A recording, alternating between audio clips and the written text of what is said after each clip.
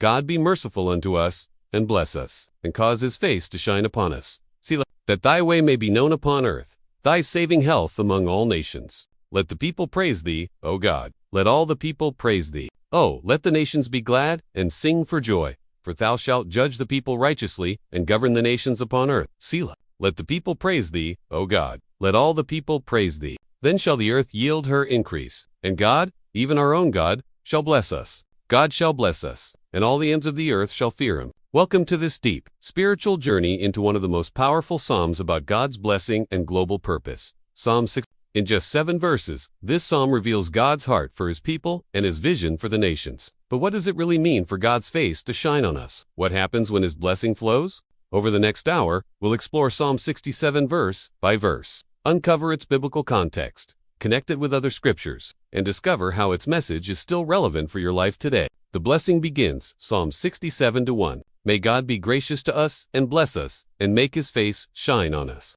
This opening echoes the priestly blessing in Numbers 6. It's not a selfish plea. It's a prayer that God's goodness would be so evident in his people that the world would take notice. We'll examine the cultural context of blessings in ancient Israel and how God's favor was intended to reveal his nature to surrounding nations. God's heart for the nations, Psalm 67:2. So that your ways may be known on earth, your salvation among all nations. This verse shifts from personal to global. God's blessings are not an end. They're a means. We're blessed so that others may know him.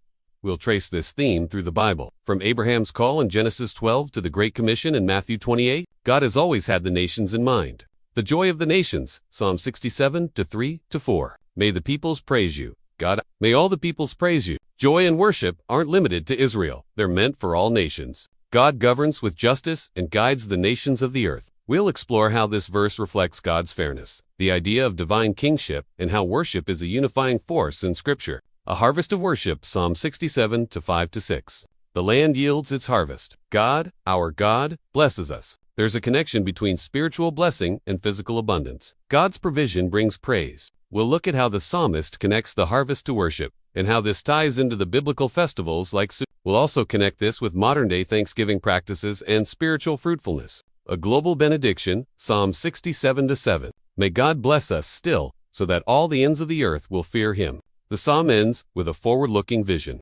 God's blessing leads to global reverence. We'll close by tying together how the psalm is both a prayer and a prophecy, a glimpse into what Revelation describes. All nations worshiping before the throne of God. Application. So what does Psalm 67 teach us today? That we're blessed to be a blessing. That worship should overflow beyond borders. That every act of grace from God is meant to point others to his glory. Whether you're praying this psalm in the morning or studying it at night, let it remind you that God's goodness is never meant to stop with you. It's meant to flow through you to the world. If this message stirred your heart, like and subscribe for more biblical insights, and share it with someone who needs God's blessing today.